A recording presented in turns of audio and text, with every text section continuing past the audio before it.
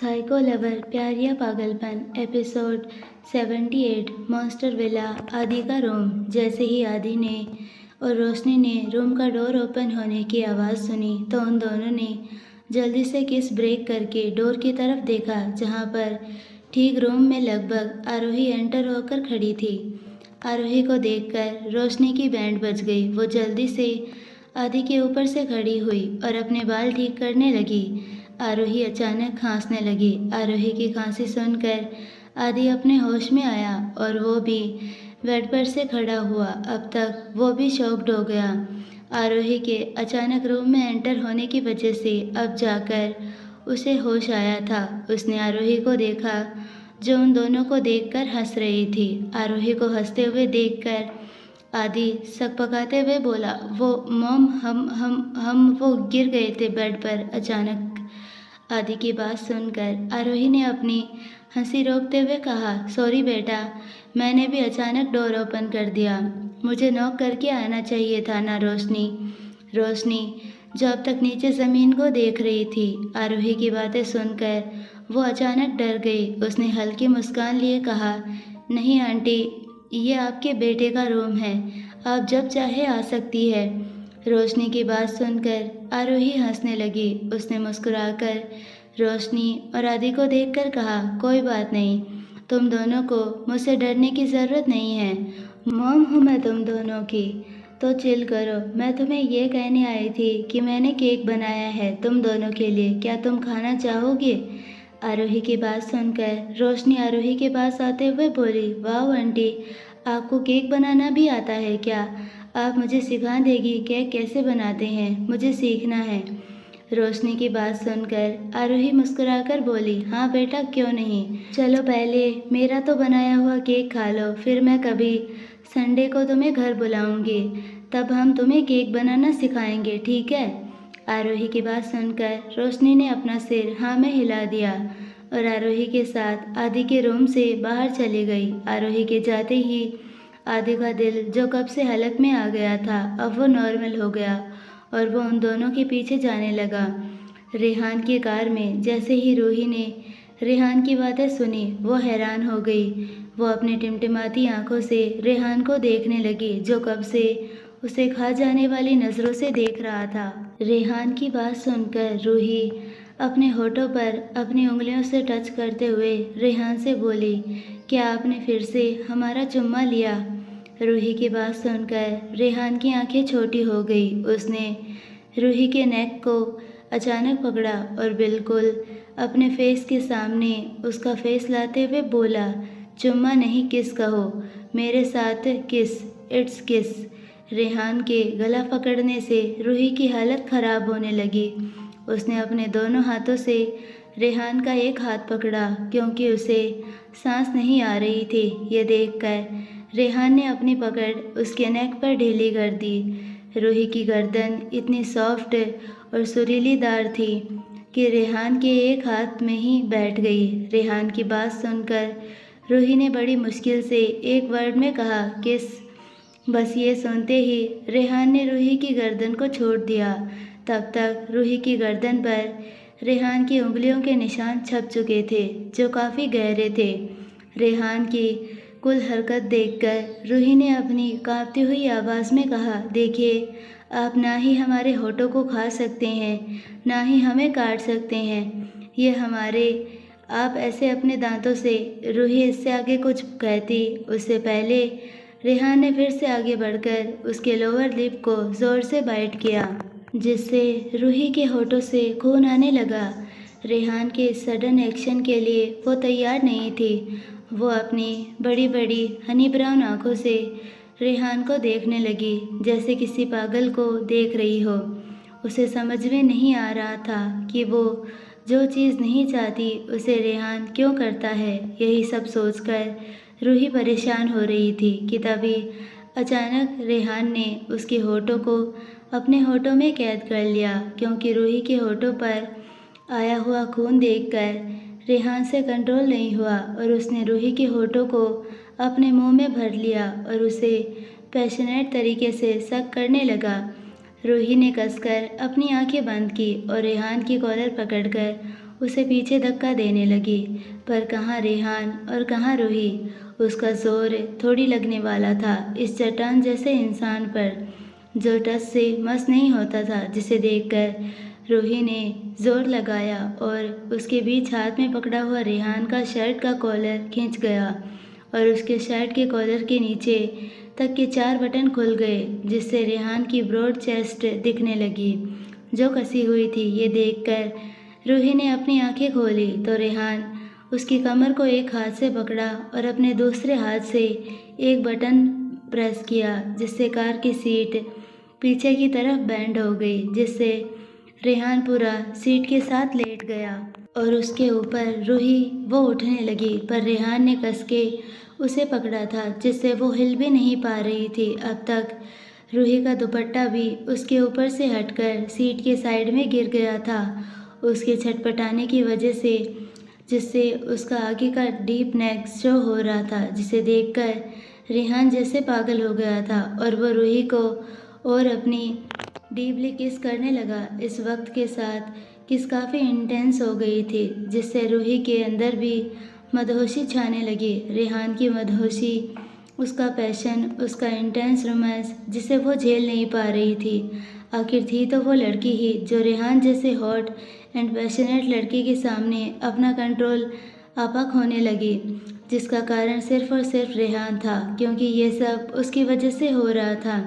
रेहान ने अपना हाथ रूही के बालों पर रखा और उसका मैसी बन खोल दिया, जिससे रूही के लंबे बाल खुलकर उसकी पीठ पर बिखर गए। अब वो पूरे तरीके से ढीली पड़ गई, क्योंकि उसकी बॉडी अकड़ गई थी स्ट्रगल कर करके, पर ना तो वो हिल पाई और ना रेहान को हिला पाई। रूही डीपली रेहान के कभी अपर लिप्स को सक करता तो कभी लोअर लिप्स को, तो कभी उन्हें बाइट करता, जिससे रूही को अपने होठों पर बेहिसाब दर्द होने लगा था। रेहान के हाथ रूही के कमर से फिसलकर अब उसकी बॉडी पर फिरने लगे, जिसे फील करके रूही को अपनी बॉडी में करंट लगने लगा। उसके दिल की धड़कन तेज हो गई और वो छटपटाने लगे, जिसे देखकर रेहान ने उसके होठों को छोड़ दिया और उससे पलटकर अपने नीचे किया और खुद उसके ऊपर आया और रूही को इंटेंस नज़रों से देखने लगा, जो सीट पर गिरते ही बुरी तरह हाँफने लगी। उसके मुंह का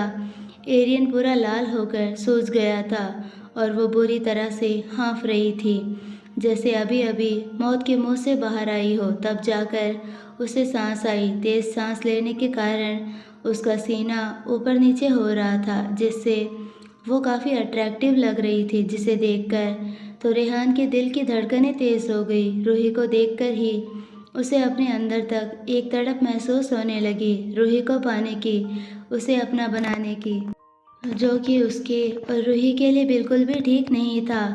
वो नीचे झुका और उसने रूही के नेक पर अपने होठ रख दिए और उसे धीरे धीरे प्यार से किस करने लगा, जैसे वो कोई बेशकीमती चीज़ हो। रूही जो अपनी आंखें बंद किए हाँफ रही थी, जैसे ही उसने रेहान के होठ अपने नेक पर फील किए, उसका दिल बैठ गया। रेहान के पूरे रोम रोम में हद से ज़्यादा मदहोशी फैली हुई थी। रूही का नशा, जिसे वो पूरी शिद्दत से अपना बनाना चाहता था, वो किस करते करते रूही के कॉलर बोन पर आया और उसने वहाँ ज़ोर से बाइट किया, जिससे रूही की चीख निकल गई। उसका एक हाथ रेहान के शोल्डर पर कस गया। ये सब उसके लिए नया था, जिसे वो समझ नहीं पा रही थी कि क्या है। उसे अपने अंदर हद से ज़्यादा बेचैनी महसूस हो रही थी। जब जब रेहान उसे किस कर रहा था, उसे अपनी कांपती हुई आवाज़ में रेहान से कहा, नहीं प्लीज़ रुक जाइए ना। इतना बोलकर रूही रोने के कगार पर आ गई थी। उसका फेस पसीने से भीगा हुआ था। उसे हद से ज़्यादा गर्मी भी लग रही थी, जिससे उसका मुंह और बॉडी लाल पड़ गई थी। रेहान रूही के बहुत पास था। रूही की बात उसके कानों में पड़ी, जो उसके मुंह के पास ही था। जैसे ही उसने रूही की बात सुनी, वो रुक गया और उसने रूही को देखा, जो पूरी तरह से कश्मीरी सेब की तरह लाल होकर कांप रही थी, जिसे देखकर रेहान समझ गया कि रूही को आज तक किसी ने इतने करीब से टच नहीं किया। यह सब उसके लिए नया एहसास था, जिसे वो हैंडल नहीं कर पा रही थी। तभी अचानक रूही के गले में लग गई और अपनी कांपती हुई आवाज़ में बोली, मत करिए प्लीज़, हमें डर लग रहा है, हमें कुछ अजीब सा लग रहा है। रूही की बात सुनकर रेहान ने उसे कस के गले लगा लिया और उसका सर सहलाते हुए उसे शांत करने लगा, क्योंकि वो समझ रहा था रूही क्या कहना चाहती है। वो हाइपर हो गई थी रेहान के इतना पास आने से, उसके टच करने से, जिससे वो डर गई थी। रेहान रूही को लेकर पलटा, जिससे अब रूही उसके ऊपर आ गई और वो उसके नीचे। अब तक रूही उसके ऊपर लेटकर उसके गले लगे हुई थी। वो इस वक्त एक छोटे बच्चे की तरह उसकी बाहों में कांप रही थी, जिससे रेहान ने अपने अंदर आ रही फीलिंग को वहीं दफन कर दिया और रूही को संभालने लगा, जो इस वक्त होश में नहीं थी। उसके एक हाथ में रेहान की शर्ट थी, जिसे उसने अपनी मुट्ठी में पकड़ा हुआ था, और दूसरा हाथ रेहान की गर्दन के पीछे था और फेस उसकी नेक में छुपाया हुआ था, और अब वो सिसक रही थी। रेहान जो उसके सिर को सहला रहा था, रूही की सिसकियों की आवाज़ सुनकर उसके हाथ रुक गए और उसने रूही से सर्द आवाज़ में कहा, हनी, अगर तुम्हारी आंखों से आंसू आए तो मैंने जो अभी तक रोका है उसे फिर से स्टार्ट कर दूंगा। क्या तुम चाहती हो कि मैं फिर से वो सब करूं? जैसे ही रूही ने रेहान की धमकी सुनी तो उसने जल्दी से अपनी आंखों में आए हुए आंसू रेहान की शर्ट से ही साफ किए, क्योंकि वो जानती थी रेहान अपनी बातें ऐसे ही नहीं कहता। वो अगर बोल रहा है तो करके भी दिखाता है। अब तक तो वो ये जान चुकी थी। वो जल्दी रेहान से अलग हुई और उसके ऊपर से उठने लगी तो रेहान ने उसकी बाहें पकड़ी। फिर भी रूही ने उसे नज़र उठाकर नहीं देखा, उसकी नज़रें नीचे थी। तभी रेहान ने साइड में पड़ा हुआ उसका दुपट्टा उठाकर उसके गले में डाल दिया, जिसे देखकर रूही की नज़रें अपने आप रेहान की नीली आंखों से जा मिली, जिनमें एक अलग ही एहसास था जो वो समझ नहीं पा रही थी। रेहान ने अपना एक हाथ रूही के कान के पीछे किया और उसके गालों को किस करते हुए बोला, मुझसे भागने की कोशिश भी मत करना हनी, क्योंकि तुम जहाँ भी जाओगी वहाँ सिर्फ मुझे ही पाओगी। इससे बेहतर है मुझे फेस करना सीखो, ना कि डर कर भागना। इतना बोलकर उसने रूही को छोड़ दिया। रेहान के छोड़ते ही रूही अपनी सीट पर आकर बैठ गई। इधर रेहान ने अपनी कार स्टार्ट करके आगे बढ़ा दी। पूरे रास्ते भर रूही बार बार रेहान की शर्ट को देख रही थी, क्योंकि उसकी वजह से रेहान की शर्ट के बटन टूट गए थे, जिससे उसका आधा सीना दिख रहा था, जो रूही को अच्छा नहीं लग रहा था। उसके दिमाग में बार बार रेहान की बातें घूम रही थी। कुछ ही देर में लैन गर्ल्स हॉस्टल पर रेहान की कार आकर रुकी तो रूही कार से बाहर निकलकर लगभग भागकर हॉस्टल के अंदर चली गई, जिसे देखकर रेहान के हाथ स्टीयरिंग पर कस गए और वो जाती हुई रूही को देखने लगा। रूही के जाते ही रेहान ने खुद से जुनूनी आवाज़ में कहा, जितना भागना है भागो, पर अब तुम आओगी तो सिर्फ मेरे पास, क्योंकि तुम मुझसे जुड़ गई हो। रेहान ओबरॉय से तुम्हारी ये मासूमियत बस मेरे लिए होनी चाहिए और मेरे अलावा ये किसी की नहीं हो सकती हनी, और ना ही मैं होने दूंगा। मेरी नहीं तो किसी की भी नहीं। जो मैं चाहता हूँ मैं उसे पाकर रहता हूँ। ये सब बोलते वक्त रेहान की नीली आंखें हद से ज़्यादा लाल थी। वो पागल हो गया था रूही के लिए, उसकी मासूमियत के लिए, जिसे वो अपने पास चाहता था, और रूही को हासिल करना उसकी ज़िद और सनक बन चुकी थी, जिसे वो हर हाल में पाकर ही रहने वाला था, क्योंकि आज तक उसकी कोई भी ज़िद थी उसने पूरी की थी, तो ये तो उसके लिए कोई नई बात नहीं थी। यही सब सोचकर रेहान ने कार आगे बढ़ा दी। इधर रूही जब हॉस्टल में आई, वो अपने रूम में गई। उसने देखा सपना अभी तक हॉस्टल नहीं आई थी, पर इस वक्त उसे उसकी फ़िक्र नहीं हो रही थी। वो इस वक्त अलग ही दुनिया में खोई हुई थी, और वो दुनिया थी रेहान की, जिसे ना चाहते हुए भी उसने रूही के मासूम दिमाग में खुद को कैद कर लिया था। अपने ख्याल, अपना फेस, जिससे बिना सोचे रूही नहीं रह सकती थी। उसकी बॉडी और हाथ कांप रहे थे। वो रूम में आकर सीधा वॉशरूम में चली गई। उसने अपना दुपट्टा निकाला और शावर के नीचे खड़ी हुई। उसने शावर ऑन किया और नीचे बैठ गई। उसे इस वक्त बिल्कुल भी अच्छा नहीं लग रहा था, घुटन हो रही थी उसे। वो अपने होठों को रगड़ने लगी, जैसे कि रेहान की छुअन खुद के होठों से मिटा सके। उसे नहीं चाहिए था ये सब, रेहान की करीबी, उसका टच, उसकी खुशबू जो अभी भी उसकी बॉडी से आ रही थी। इतनी हद तक उसे अभी भी फील हो रहा था कि जैसे रेहान उसके आसपास ही है। रूही ने अपने कपड़े उतारे और बॉडी पर शावर जेल लगाने लगी ताकि उसकी बॉडी से रेहान की खुशबू मिट जाए। थोड़ी देर बाद वो शावर लेकर रूम में आई। उसने इस वक्त एक वाइट टॉवल लपेट रखा था। उसने खुद को मिरर में देखा, उसकी स्किन लाल पड़ गई थी। तभी उसकी नज़र अपने नेक पर गई जहाँ एक गहरा वाइट का निशान था। रूही ने उस वाइट के निशान को टच किया, जिसे टच करते ही उसकी आह निकल गई। उसे वहाँ पर तेज़ दर्द हो रहा था। रूही की आंखों में आंसू आ गए। उसने मिरर में खुद को देखते हुए कहा, क्या है ऐसा हम में जो आप हमारे करीब आ रहे हैं, हमें छू रहे हैं? ये हक सिर्फ हमारे होने वाले पति का है। आप कोई नहीं है हमारे। बार बार हमें डरा धमका रहे हैं और इतना सब होने के बावजूद भी हम आपके पास आ रहे हैं। ना ही आपको रोक पा रहे हैं, ना ही खुद को रोक पा रहे हैं।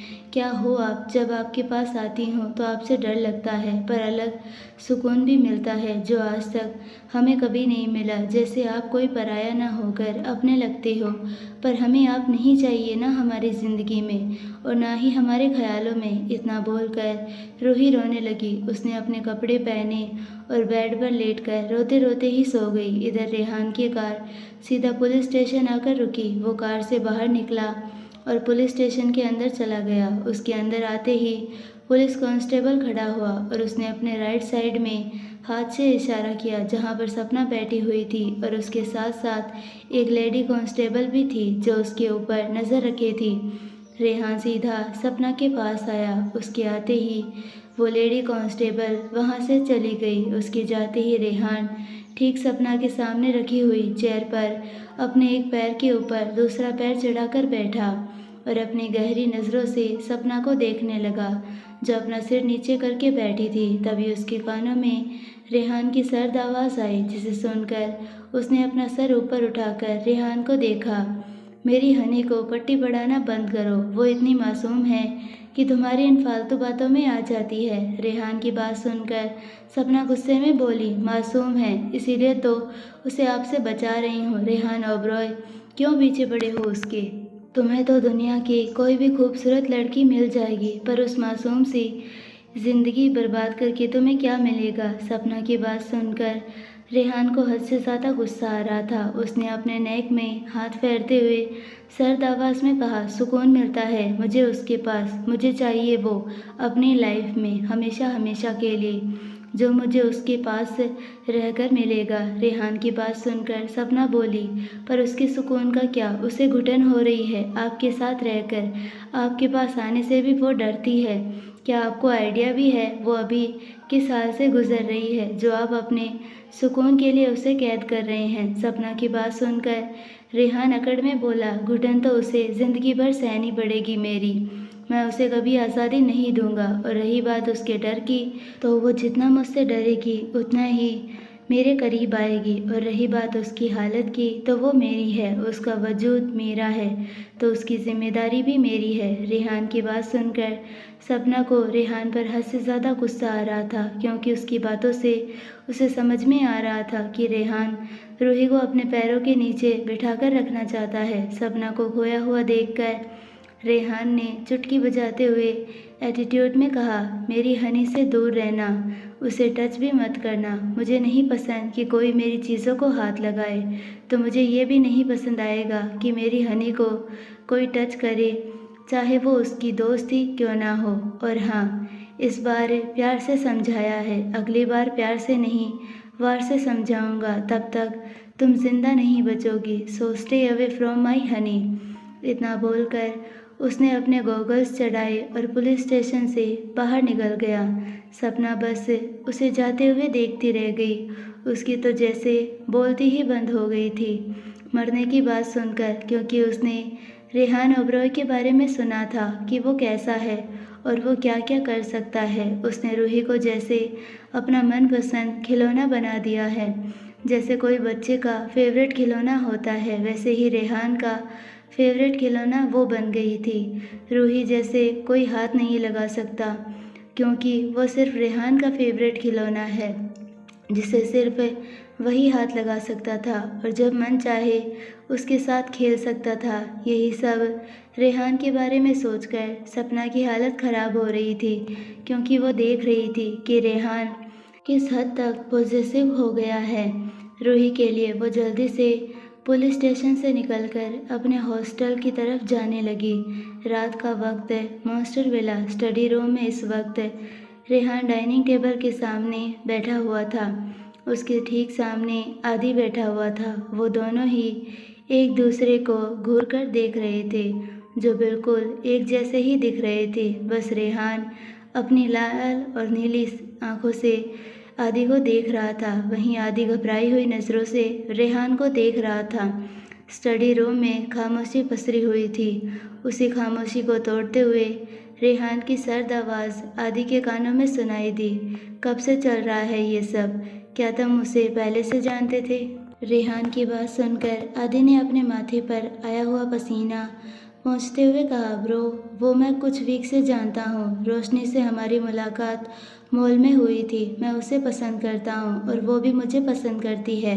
हम दोनों अभी एक दूसरे को डेट कर रहे हैं। ये सब जल्दी जल्दी आदि ने रेहान के सामने बोल दिया। वो पहले से रेहान से डरता था, क्योंकि उसका ऑरा ही इतना भयानक था कि कोई भी उसको देखने भर से ही डर जाता था। वही हाल आदि का भी हो जाता था रेहान के आगे।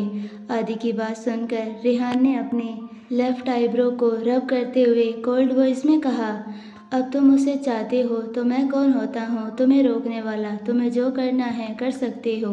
बच्चे नहीं हो तुम, और उसे समझा देना आइंदा से ठीक से देखे सामने कौन है और कौन नहीं। आई जस्ट हेट कि मुझे विदाउट मेरी परमिशन कोई भी टच करे। रेहान की बात सुनकर आदि ने अपना सिर हाँ में हिलाते हुए कहा, प्रॉमिस ब्रो, ऐसा कभी कुछ नहीं होगा। मैंने उसे समझाया है। And thank you so much कि आपने मुझे परमिशन दे दी कि मैं आदि इससे आगे कुछ कहता उससे पहले रेहान उसकी बात को बीच में काटते हुए बोला, इनफ, बोल दिया ना अब, now go and I want to complete my work. Rehan की बात सुनकर आदि का मुंह बन गया और वो चेयर से उठकर स्टडी रूम के बाहर चला गया। उसने जाते जाते खुद से कहा, ब्रो दिन रात कितना खड़ूस होते जा रहा है, ढंग से बात तक नहीं करता। इसके नेचर की वजह से कोई लड़की इसके पास भी नहीं आएगी, या भगवान ही जाने लड़कियां फूलों की तरह होती है, उन्हें प्यार से हैंडल करना चाहिए जैसे मैं रोशनी को करता हूँ। पर ब्रो को देखकर लगता है कि ये अपनी वाली पर सीधा ऑर्डर ही झाड़ेंगे। भगवान ही बचाए उस मासूम लड़की को जो इस जैसे शैतान की लाइफ में आएगी। पता नहीं वो इसके साथ कैसे रह पाएगी, बेचारी। मैं तो चाहता हूँ इस शैतान की लाइफ में कोई आए ही नहीं तो ये शैतान उसका जीना ही हराम कर देगा। ऑर्डर दे देकर इतना सब अपने में ही बड़बड़ाकर आदि कॉरिडोर से होते हुए अपने रूम में चला गया। IIM university. रोशनी इस वक्त आदि के साथ कैंटीन में बैठी थी। आदि के कुछ दोस्तों के साथ, रोशनी के साथ पिंकी भी थी, जो सबके साथ बैठकर बातें कर रही थी। आदि के ग्रुप में बहुत सारे मेंबर्स थे जो कई साल तक एक दूसरे के साथ ही पढ़ते आए हैं। सब ग्रुप बनाकर कैंटीन में बैठकर अपना लंच कर रहे थे। तभी ग्रुप में बैठी हुई एक लड़की जिसका नाम सारा था, वो सामने की तरफ देखकर आदि से बोली, यार आदि देखो तो ज़रा अपने भाई को, कितना गुड लुकिंग है। उसने अब तक गर्लफ्रेंड क्यों नहीं बनाई, या उसकी ऑलरेडी कोई गर्लफ्रेंड है? सारा की बात सुनकर सबने पीछे मुड़कर देखा, जहां दूर पर रेहान क्लास से निकलकर कैंटीन की तरफ ही आ रहा था, जिसे देखकर सबकी नज़र उसके ऊपर ठहर गई, स्पेशली लड़कियों की, क्योंकि वो इस वक्त काफ़ी गुड लुकिंग दिख रहा था। उसने इस वक्त वाइट जीन्स के साथ ब्लैक टी शर्ट पहनी हुई थी, जो उसके जिम के कसी हुई बॉडी पर काफ़ी परफेक्ट लग रही थी। मैसी हेयर्स, हैंड में ब्रांडेड वॉच, वो काफ़ी हैंडसम लग रहा था, जिसे देखकर कैंटीन में जितनी भी गर्ल्स थी वो उसकी तरफ अट्रैक्ट होकर देखने लगी। अपने भाई को कैंटीन में आता हुआ देखकर आदि हैरानी से बोला, ब्रो कैंटीन में क्या कर रहे हैं? वो तो कभी कैंटीन का खाना खाते भी नहीं हैं।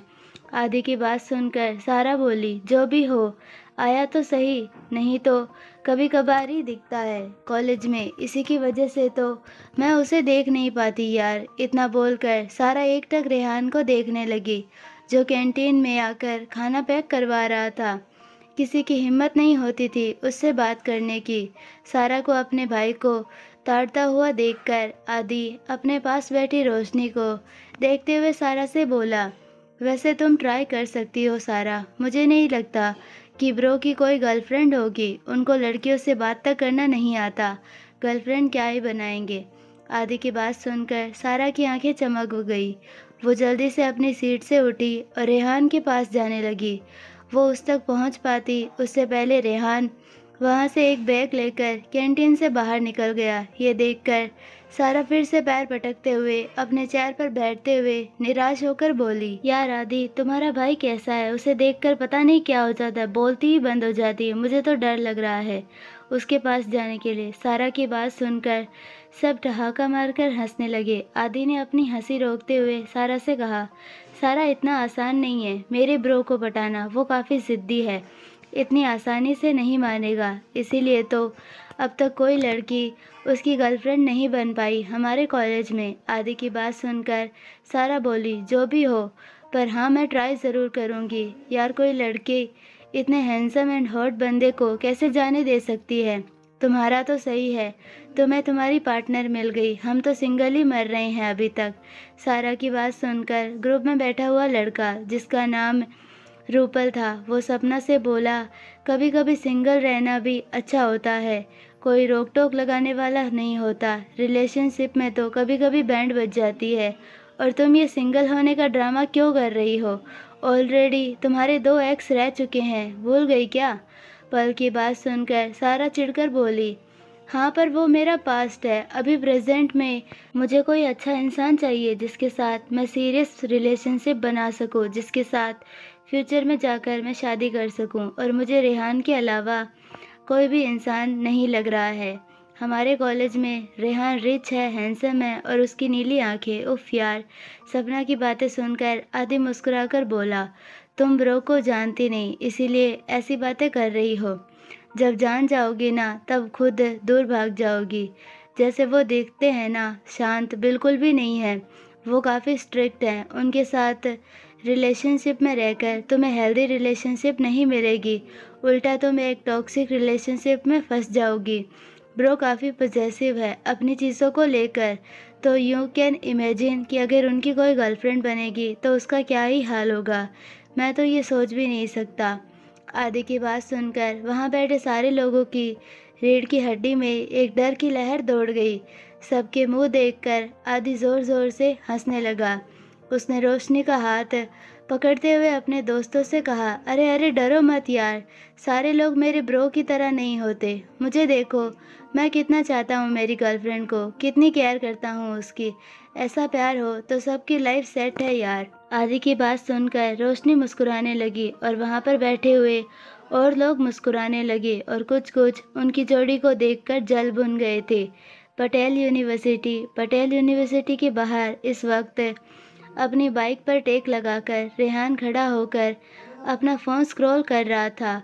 उनकी नज़रें अपने फ़ोन में थी। तभी उसे पायल की आवाज़ सुनाई दी, जिसे सुनकर उसने अपना सर ऊपर उठाया। तभी उसकी रूही के ऊपर नज़र गई, अपने हाथ में फ़ोन पकड़कर उसी की तरफ आ रही थी, जिसे देखकर रेहान ने अपनी आंखों में गोगल्स हटाए और दिलकशी स्माइल लिए रूही को इंटेंस नज़रों से देखने लगा, जो घबराई हुई उसी के पास आ रही थी, क्योंकि अभी अभी रेहान ने कॉल करके उसे धमकी जो दी थी कि अगर वो बाहर नहीं आई तो वो खुद कॉलेज के अंदर आ जाएगा, और तब क्या होगा वो ये अच्छे से जानती थी। इसीलिए उसने बिना आनाकानी किए बाहर जाना ही ठीक समझा।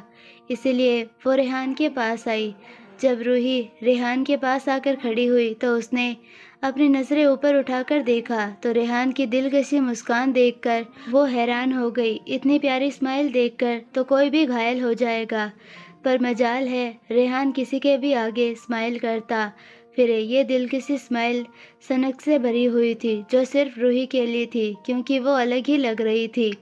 इतनी प्यारी कि क्या कहें। ग्रीन कलर के पटियाला में उसका गोरा रंग दूध जैसा खिल रहा था। बालों की एक चोटी जो आगे की तरफ थी, हाथों में ग्रीन चूड़ियाँ, कानों में छोटे छोटे झुमके जो हद से ज़्यादा खूबसूरत दिख रही थी। और उसकी यही खूबसूरती रेहान की आंखों में कैद हो गई थी। रूही के आते ही रेहान बाइक पर बैठ गया और उसने रूही को भी पीछे बैठने का इशारा किया। रूही अपनी जगह से हिली भी नहीं, जिसे देखकर रेहान अपनी गर्दन टेढ़ी करके किसी साइको की तरह उसे देखने लगा। बस उसका यही लुक काफ़ी था रूही को डराने के लिए, और रूही जल्दी से उसकी बाइक के पीछे बैठ गई। उसके बैठते ही रेहान ने उसके दोनों हाथ पकड़कर अपने आगे किए, जिससे रूही सीधा रेहान की पीठ से लग गई। रेहान ने रूही के दोनों हाथ अपने पेट पर लपेट दिए और बाइक स्टार्ट करके आगे बढ़ा दी। वो काफ़ी तेज़ी से बाइक चला रहा था। गिरने के डर से रूही ने कस के रेहान को पकड़ रखा था। करीब आधे घंटे बाद उनकी बाइक एक लेक के सामने आकर रुकी। वो एक बहुत पॉपुलर स्पॉट था बेंगलोर में, जहाँ कपल से लेकर फैमिली मेंबर घूमने के लिए आते थे। हर तरफ बस हरियाली थी, सुकून। इतने लोग होकर भी वहाँ पर शांत माहौल था, क्योंकि वहाँ पर काफ़ी पेड़ पौधे थे, जिसकी वजह से सारे लोग अपने अपने स्पॉट्स पर बैठकर एंजॉय कर रहे थे। जब रूही बाइक पर से उतरी और उसने अपने सामने का नज़ारा देखा तो उसकी हनी ब्राउन आंखें हैरानी के साथ बड़ी हो गई, क्योंकि उस एरिया को देखकर उसे अपने गांव की याद आ गई। ऐसे ही पेड़ पौधे, ऐसा ही लेक, हर तरफ हरियाली, खुला आसमान। ये सब देखकर रूही के फेस पर एक प्यारी सी स्माइल आ गई। तभी उसके कानों में रेहान की आवाज़ पड़ी, बस यही खड़े होने का इरादा है क्या? रेहान की बात सुनकर रूही ने ना में सिर हिला दिया तो रेहान ने उसका हाथ पकड़ा और उसे एक जगह पर ले गया जहाँ धूप नहीं थी, बस ठंडी हवा चल रही थी। यह काफ़ी टॉप का एरिया था जहाँ काफ़ी कम लोग ही थे।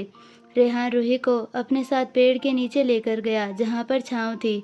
वो दोनों वहाँ पर जाकर हरियाली में बैठ गए।